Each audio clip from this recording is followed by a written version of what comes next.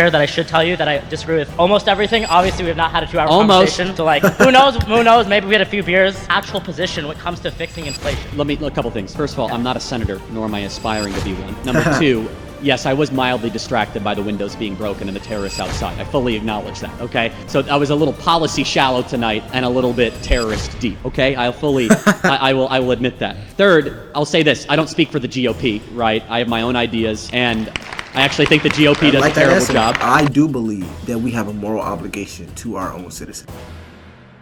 Hi, Charlie. I want to say, by starting off, I was told by your wonderful assistant over here that I should tell you that I disagree with almost everything. Obviously, we have not had a 2-hour conversation. So, like, who knows? Maybe we had a few beers. We agree on something, but I'll have water. You can have whatever you want. All I've heard is stuff that I'm just like, what? First, I want to say that I guess as the first 2 hours of your speech was you complaining about kind of these leftists and kind of this, but I've never heard any policy positions.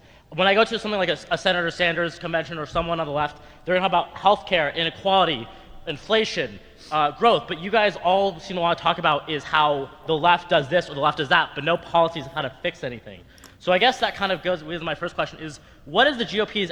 Actually, that was a very strong opening. I'm not gonna lie, that was a very strong opening.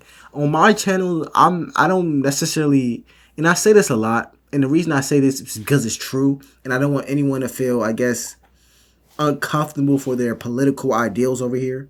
I'm gonna be honest with y'all. I'm a college student. I am in college. At this age, I'm so focused on getting my degree that I don't know a lot about politics. So if you're a leftist or a conservative, that's your beliefs. I don't even know enough to necessarily pick a side. Of course, I have my personal beliefs on what is right and what is wrong, but I haven't gone deep enough into either to really know. So when you bring up policies, that would teach someone a lot about what side is actually the right side to pick, given their specific circumstances. So that's why I think this young man, that opening was very good. He said, you never talk about policies. I don't know if that's true. I don't know if Charlie Kirk talks about policies. But if he does talk about policies, maybe he could talk about some right now. I don't know. Anyways, let's continue. Actual position when it comes to fixing inflation. Well, a couple things. First of all, I'm not a senator, nor am I aspiring to be one. Number two, yes, I was mildly distracted by the windows being broken and the terrorists outside. I fully acknowledge that, okay? So I was a little policy shallow tonight and a little bit terrorist deep, okay? I will admit that. Third, I'll say this. I don't speak for the GOP, right? I have my own ideas, and I actually think the GOP does a terrible job. But let me give you some ideas that I think you might agree with, okay? I think that vital products should be made in America, not in China.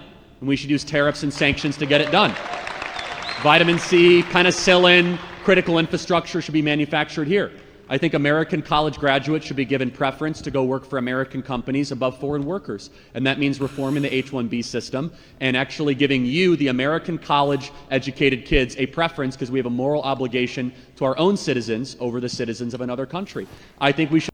Here's my thoughts as a college student. As a citizen of America, I do believe that we have a moral obligation to our own citizens. And the reason I say that is because if you have a family, you have a moral obligation to your family. And as a citizen of a country, what other benefit? I mean, I'm not going to say what other benefit. But if you're a citizen of, if you can only be the citizen of one or maybe two countries as a dual citizen, doesn't that imply that you have that you get favor or preference in your homeland? Doesn't that just make sense? I don't know. But anyways, let's continue. Should fully close the United States southern border. I think we should not allow illegal... I just want to interrupt you. Sorry. You were saying you're for a government program that puts American college students... So reforming the immigration system, right? So that big companies like Facebook don't do quasi-indentured servitude to bring foreign workers in and be able to But compete that against... would be a government program that would do that. Well, yeah, the government program actually already exists. Okay, so you're Yeah. actually a conservative who's for increasing the government size, not for decreasing. Well, no, I want a small but strong government. So I want things that are smart. For example, I'd love to have more Border Patrol agents and less IRS agents. So where it makes sense to increase the volume of government agents, as long as it is pursuing a couple things that are core to my philosophy. A strong country that has borders, sovereignty, culture, and maintains a moral commitment to its citizens, that you should be able to work hard, play by the rules, be able to have a family, own a home, and see rising income and wages. Those are very basic things in a social contract. Why is the increasing IRS agents, which are taxes that belong to us, they help pay for things like roads, GPS, infrastructure, basic things that you and yourself needed to get here? Yeah, why would that be so bad, having everyone pay their fair share of taxes so we can have a government that functions correctly? Well, obviously, government does work for everything, but we all benefit from government services every day. And the basic I'm sorry, no one in this room is going to benefit from 87,000 new IRS agents. Instead, those 87,000 new IRS agents are going to be deployed against small business owners. But I could keep on going with policy examples. I can keep on building it out. But let me just say this. I love markets, but I'm willing to critique markets when I think they're not serving people and they're not serving the nation. I think our overindulgence in free trade fanaticism has been a major mistake over the last 20 or 30 years. I don't worship corporations, but I do think that entrepreneurs and private property rights and people taking risks are a general good for society. And not only does history show this, but common sense logic and material reality shows all this. I can give you more and more examples if you want of policy stuff. That's less actually interesting. The reason I don't go through policy stuff is that I'm not running for office, right? I don't represent the Republican Party. But if I can build out a worldview that you can agree with, then the policy answers will come naturally, right? So one thing I've noticed already in this video is that it seems like the student is speaking within definitives, meaning that when he hears Charlie Kirk speak, for example, when they're talking about government policies or governmental programs, he hears, you don't support any governmental programs. What do you mean? Are you referring to the governmental programs who built those roads that you're driving on, or who built those libraries that you go to, or who built the school? No. But when Charlie Kirk speaks, and I may be wrong, but this is what I'm getting from it, it doesn't seem like he doesn't support any governmental programs. It seems like he has a strong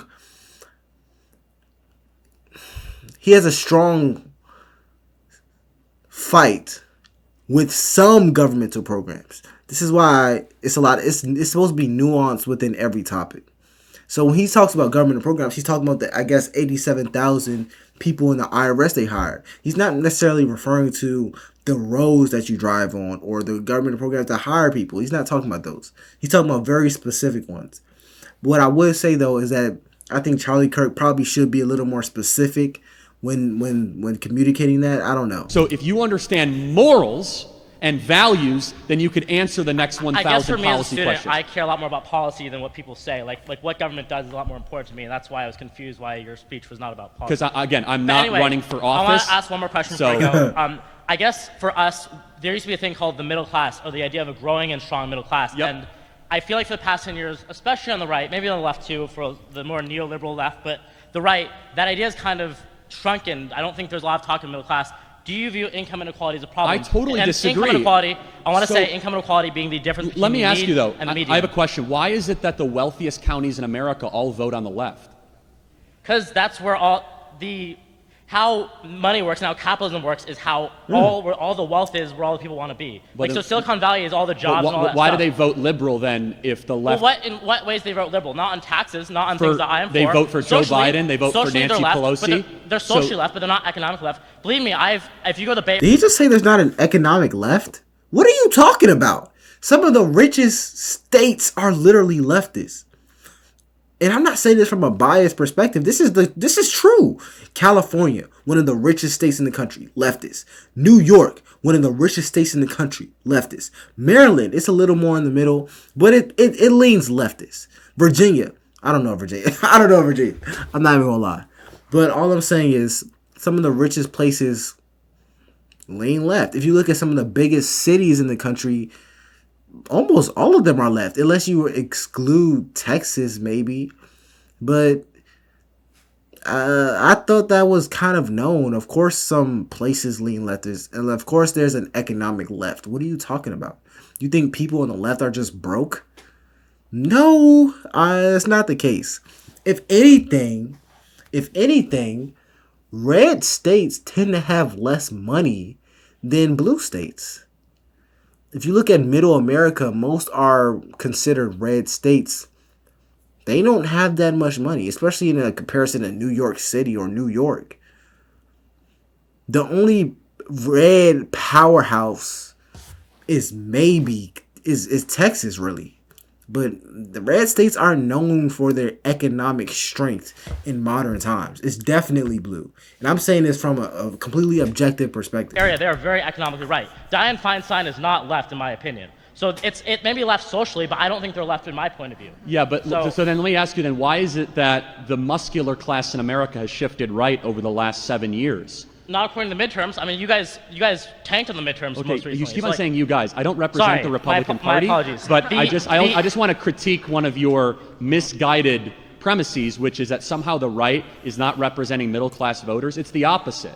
Actually, states that are traditionally blue-collar, muscular class, middle-class states are now solid red states. Look at Ohio. Ohio is a state that used to be far left, and now it's more in the right direction. So what is the right actually doing about it? That's what I'm saying. People, I don't understand this. Maybe it's because I'm young, but people try to demonize the right or they try to demonize the left when there's good in both. There's good in both sides, and I'm not saying that because I lean one way or the other. It's just basic common sense. Your side is not 100% right. If it's man-made, if both sides are man-made, it can't be 100% right. There's good in both. So when you talk about, maybe there's no such thing as leftist, a powerhouse economically. What? You think left-leaning presidents aren't rich? Or left-leaning senators aren't rich? Or left-leaning states or cities aren't rich?